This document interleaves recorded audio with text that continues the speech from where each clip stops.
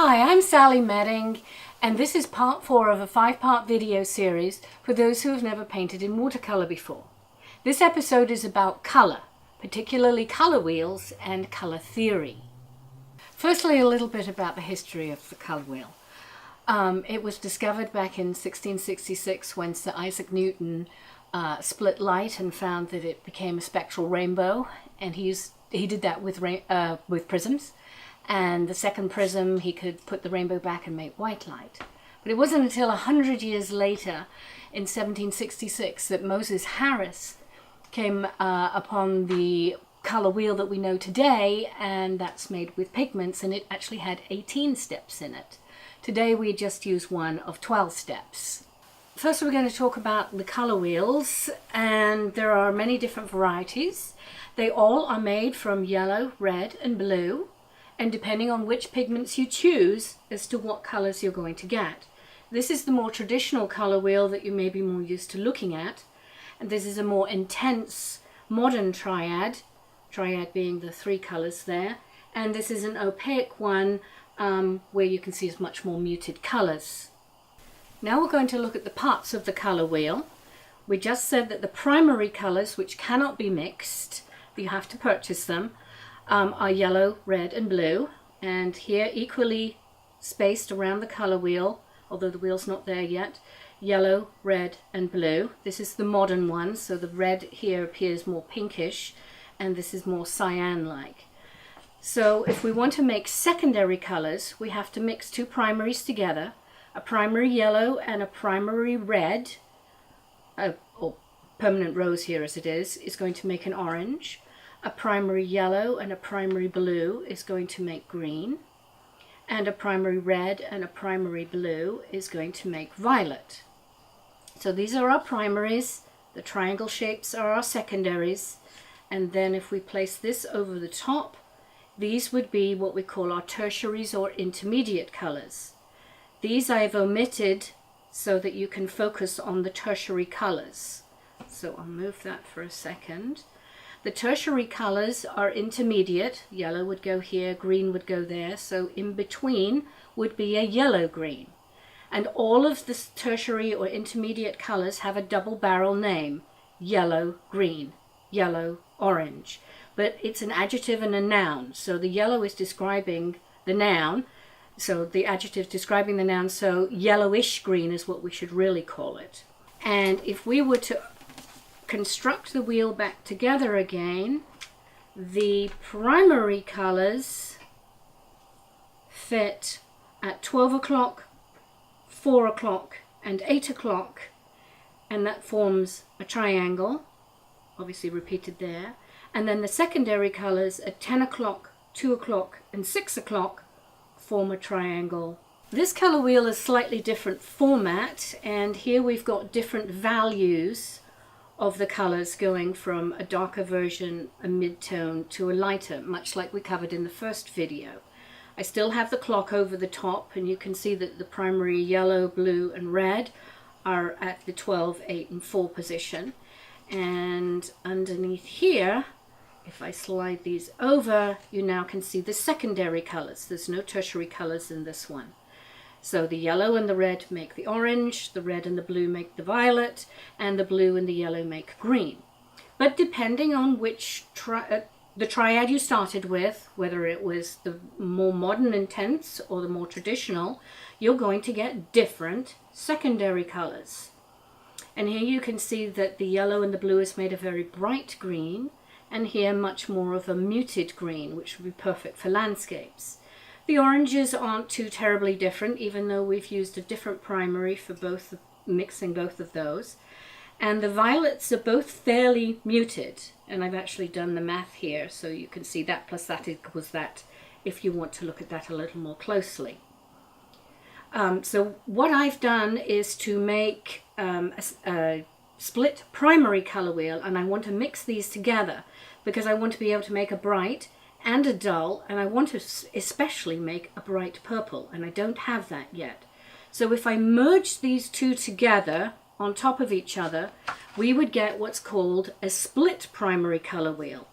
And here I've got a cool yellow and a warm yellow, and I'll get to more about color temperature in a second, and a warm red and a cool red, and a warm blue and a cool blue. These are forming this double primary split color wheel. And again, it still follows the same principle as the clock. There are sectors divided by these lines here, and depending on whether you're inside the sector or outside the sector, when the two primaries make the secondary color, you're either going to make a dull one or a bright one. So here for the green, I'm wanting to make a bright green, so I'm putting it on the outside of the wheel. And I'm going to choose a yellow that leans towards the green, and I'm going to choose a blue that is greenish, and I'm going to make myself a nice bright green. But if I step outside the lines and into this part of the sector, and using this yellow and this one, which lean more towards the red colors, this seems a little reddish, and this does too. Red is the complement, and it will cancel out the green, and you will end up with a gray.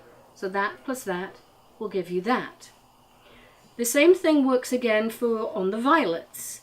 So if I'm wanting to make a really bright violet, I'm going to use a red that leans towards that. You can see that there's definitely some blue in that, and there's definitely some red in that. So I'm going to get a bright violet. And that violet that I've mixed here is brighter than this one and this one from those original two wheels that I combined earlier.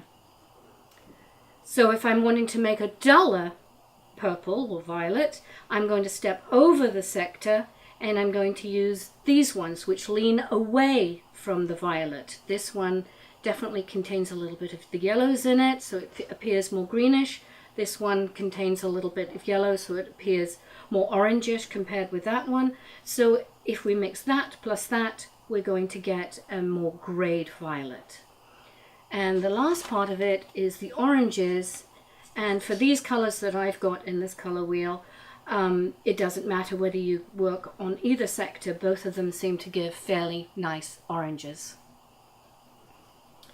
So this is the color wheel all put together.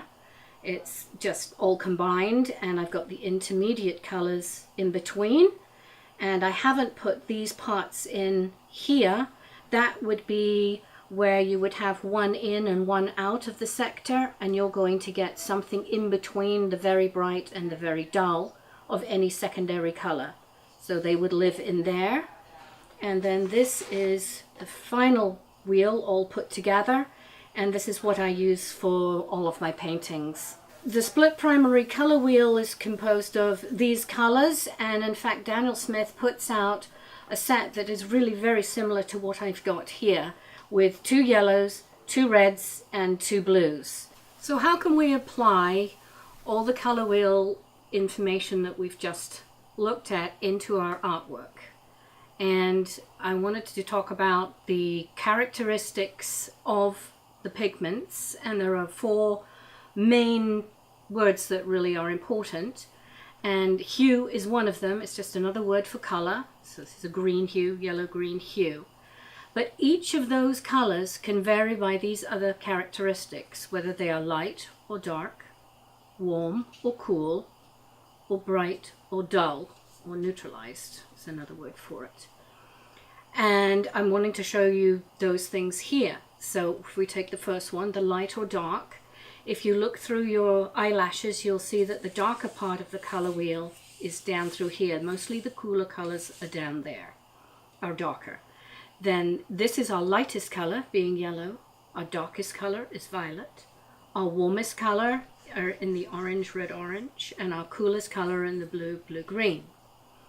So we are talking about temperature already, so I've already mentioned the second part here. Although before I get onto that, I should mention that you can lighten a color by just adding water, and these are known as the tints. For the warm and the cool, you can divide the color wheel very simplistically in half, and this would be the warm side associated with the sun, fire, something you can think of that's hot. And this could be the cool side. It's all very relative, of course, so think of ice, the sea, whatever you can think of that is cool. And then also the brightness and dullness of colors. On the outside of the ring are usually the most intense colors. To make it duller, you usually have to add the color right across it from the color wheel. So that would make a gray right in the middle if you mix a yellow and a violet. If you'd like to learn more about what to do with the color wheel and how it applies to your art, I'd be interested in any feedback on whether you'd like more information on this, because there is an awful lot more. Thank you for watching. I hope you learned something, and if you like my video and want to see more, please consider donating to Patreon at the link below.